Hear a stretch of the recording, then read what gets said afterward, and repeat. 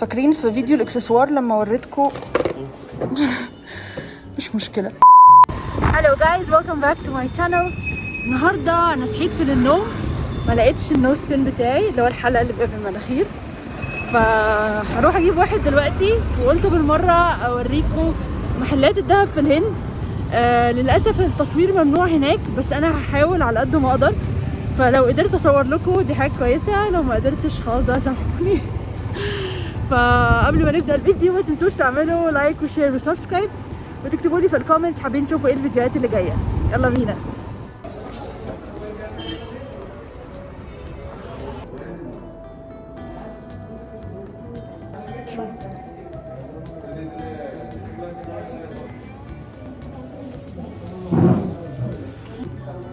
محلات الذهب عادة بيقدموا كده مية. اوكي، دي النو سبينز الموجودة. These are the available no spins, right? Yes, ma'am. They're so cute, right? Yeah. Yes, they are. This is nice. أنا بحب الحاجات الصغيرة. You want the very small one? It's too hard to get it out. Tell her. ده الأوبشن الأول، وده الحجم المتوسط 13,000 روبي. اللي عايز يعرف بالدولار يعني اسم على 73. ده ب13,000 روبي، وده ب8,000 روبي اسمه على 73 عشان تعرفوا بالدولار، وده ب2,900 روبي. ده طبعا صغير جدا، مش عارفة بقى هجيب انهي مقاس. دول الثلاث مقاسات اللي عندنا. حاسة ان الحجم المتوسط هو انسب حاجة، بس اكتبولي برضو في التعليقات شايفين انهي واحد احلى. I feel like it's very beautiful. دول الالماس. ده شكل الالماس، بس هي كانت بتقولي ان الالماس ما ينفعلوش ال 22 قيراط. هم هنا الذهب عندهم دايما بيبقى 22 قيراط، فبيحطوا له 18 مش ال 22. بس هي دي الموديلات يعني اللي عندهم. اعتقد مش مبهرجه قوي، لان انا لسه هوريكم الذهب اللي فوق. فالذهب اللي فوق بجد هتتخضوا يعني، لكن دول يعتبر سيمبل جدا. المجوهرات اللي عندهم او الحاجات اللي معموله من الالماس. ده مثلا اهو موديل تاني بيجي معاه الحلق بتاعه عيار 18. مش هتقدر تقولي سعر الالماس بالظبط، ان هي بيفرق على البيوريتي بتاعته يعني. Yeah, I have to check it. Okay. Do you know the price of this for example? 165,000 روبية. 89,000 روبية منهم ده سعر الألماس، والباقي سعر الذهب. اقسموا على 73 عشان تعرفوه بالدولار، أو 4.5 عشان تعرفوه بالمصري.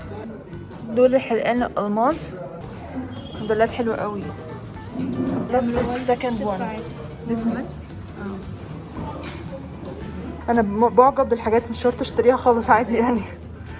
دول صغيرين دول قوي برضو، بحب الحاجات الصغيرة دي. اوكي، هنطلع فوق دلوقتي نشوف الحلقان الذهب مش الألماس، هنشوف الحلقان الذهب العادية.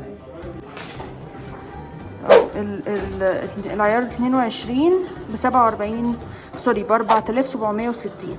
العيار 18 ب 3,894. دي اسعار اليوم 27/9. انا ما اعرفش احط الفيديو ده امتى. 27/9/2020. ولو عايزين تعرفوه بالدولار اقسموا على 73، لو عايزين تعرفوه بالجنيه المصري اقسموا على 4.7.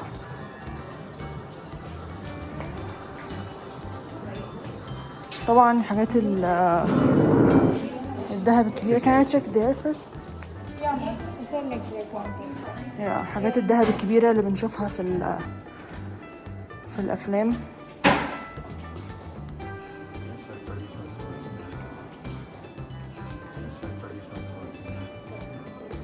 دي للأفراح، الأعراس يعني، ب350,000 روبية. الحبل ده بيبقى حبل عادي، مش معمول من الذهب ولا حاجة، بيستعملوه عشان يطولوا بيه العقد. هنا بقى الموديلات الأصغر شوية.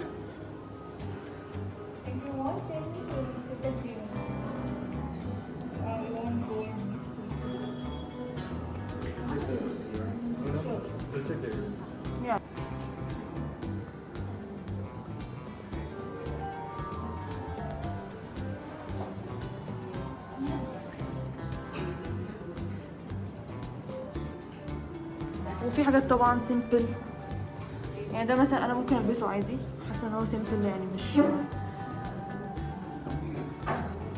مش ضخم قوي. ودول بيبقوا على الرقبه عاده، ممكن يتطول بس هو ستيل على الرقبه.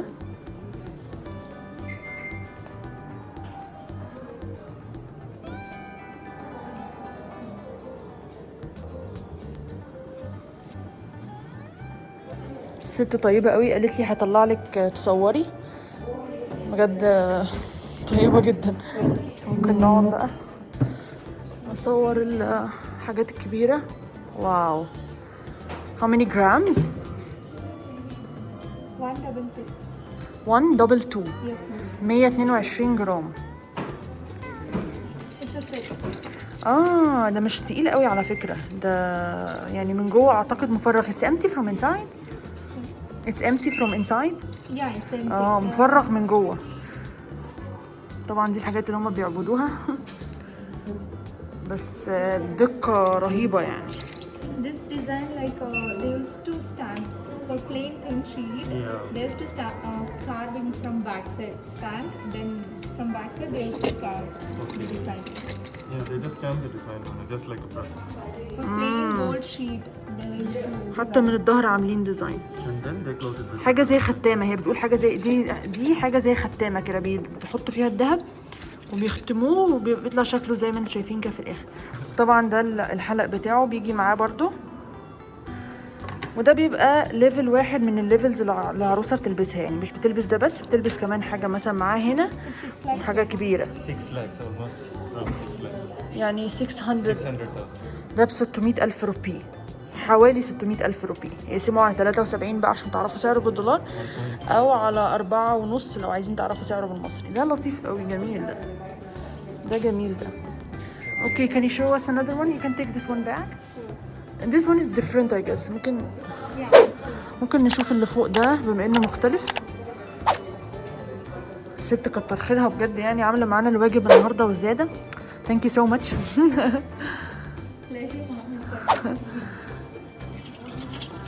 بصوا ده من غير، ده فيه افيال. ده It's 152 grams. ده فيه فيل وعصفوره.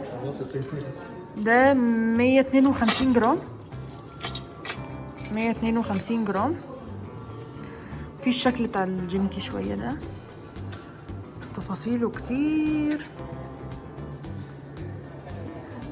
ده طبعا الحلق بتاعه بيجي معاه بس وزن مختلف وطبعا مش نفس السعر. 725,000 روبي، يقسموا على 73 عشان تعرفوا بالدولار. هو ده يا جماعه الذهب الهندي. دي طبعا برضو من جوه مفرغه ومن ورا فيها نفس الديزاين. دي حاجه سيمبل اكتر شويه. Collection, you can see. نايس. اوكي. كده It's 57 grams. 57. Almost 57 جرام. Almost 3.5 lakhs. وب 300، حوالي 300,000 روبي. بس موديل جميل بجد، عجبني يعني. التفاصيل يا جماعة، التفاصيل يا جماعة. الست بتقولي ان العروسة هي اللي تشتري الحاجات دي لنفسها مش العريس. العريس بس بيجيب حاجات البيزك يعني، لكن الأنغارة الفارغة دي العروسة هي اللي بتشتريها. شايفين التفاصيل والجمال. المحل ده اسمه تنشك، اللي عايز يشتري منه بقى لما تيجوا الهند اسمه تنشك. This is heavy. Yeah, it's all antique piece. And what? Antique. دي ستايل انتيك وتقيلة، يعني انا ماسكاها في ايدي هي تقيلة. Can you tell me how much is this؟ 113 جرام. 5.5. Almost 538. 538,000 روبية هندية.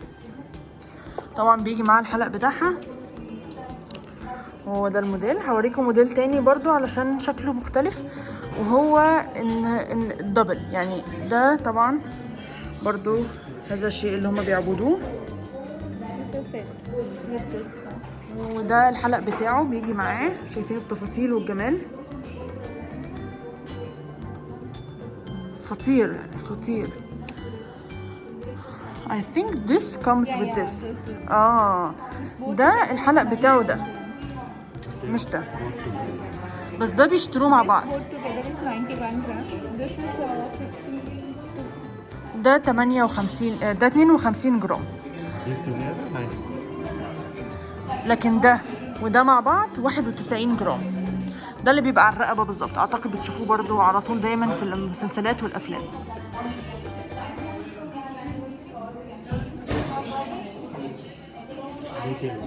details, a lot of details. تفاصيل يا جماعة رهيبة رهيبة. It's a red oxidation finish. Red oxide? Red oxidation. Red oxidation finish.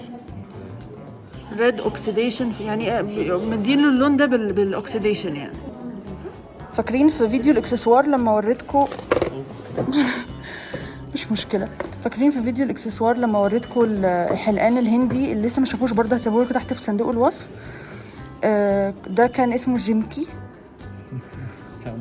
وشاندوالي، بس دول بقى دهب يعني، التانيين كانوا اكسسوار، ده دهب. same prices right even with the stones. Stones, there's no resale value. اوكي ده حلو قوي برضه لطيف. But we will weigh separately. Those charges will be separate. بيوزنوا الذهب لوحده والاحجار لوحدها. Separately and the stones. Yeah, I got it. But if you want ruby and gold separately, there is a resale value also for that. Okay. And like دي برضو حلقان بس مش مدلدلة، دي الحلقان اللي بتبقى لازقة في الودن فمختلفة.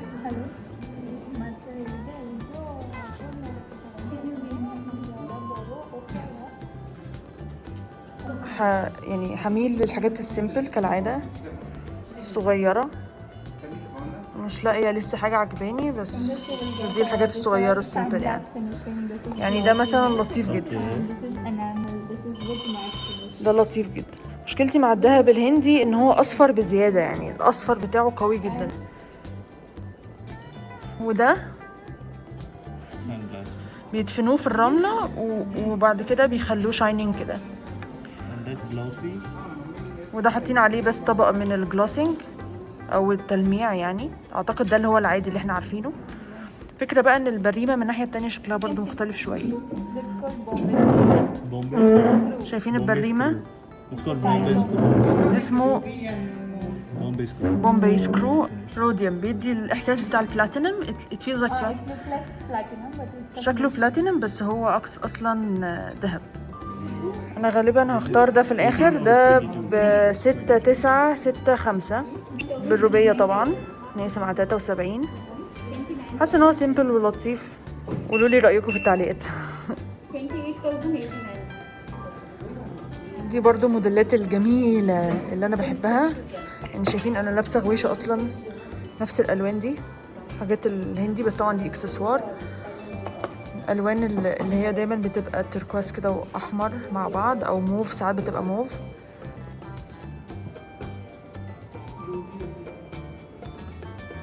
وفي كمان الموديلات دي شكلها مختلف شويه، حلو اللي في تحت في النص ده لطيف. ده مختلف، ده بيبقى واحده قدام الودن وواحده من ورا الودن. اوكي، دي عادة العروسة بتجيب كده يعني، غويشة وخواتم، العقد الكبيرة دي، وحتى ساعات بتبقى برضو على شعرها زي الست دي كده، حتى على شعرها. ده ذهبي، ده ذهب يعني. دي خواتم، في منها برضو كبير قوي زي كده، في البيزك شوية.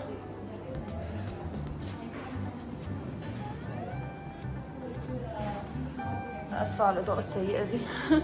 شايفين الخواتم قد إيه كبيرة؟ يعني أنا دي إيدي. تخيلوا الخاتم كبير إزاي؟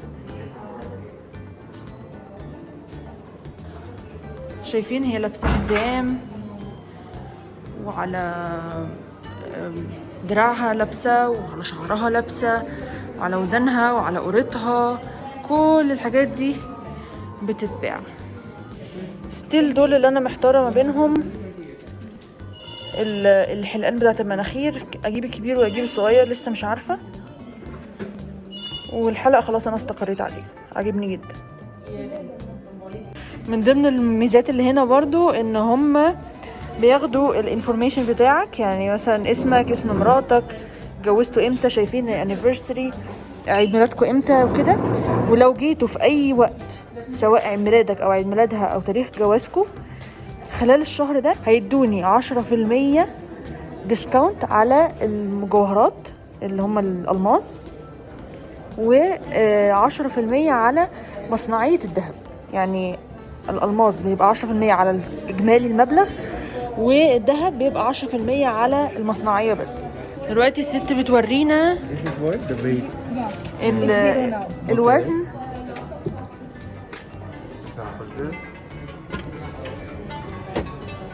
الوزن والبيوريتي او النقاء بتاع، It's 1.209. عشان نتأكد يعني ان احنا بندفعش حاجة زيادة او كده، فهي بتورينا. ودي برضو حاجة بتحصل في كل محلات الذهب هنا في الهند. خلاص يا جماعة، الست مشكورة حطيتهم لي في علب حلوة. جهافي ثانك يو جهافي جانفي ثانك يو جانفي. اهم يا جماعة، ده النوز بين الكبير، ده النوز بين الصغير، وده الحلق اللي انا جبته. خاصة الصغير صغير قوي والكبير كبير قوي، فمش عارفة اعمل ايه. اكتبوا لي تحت في التعليقات اختار انهي واحد، وانا هختار على اساس اللي هتقولوه لي. شكرا ان انتوا اتفرجتوا على الفيديو. متنسوش تعملوا لايك وشير وسبسكرايب، تكتبوا لي في الكومنتس حابين تشوفوا ايه الفيديوهات اللي جايه، واللي لسه معمليش فولو على الانستجرام هستناكم هناك. باي باي.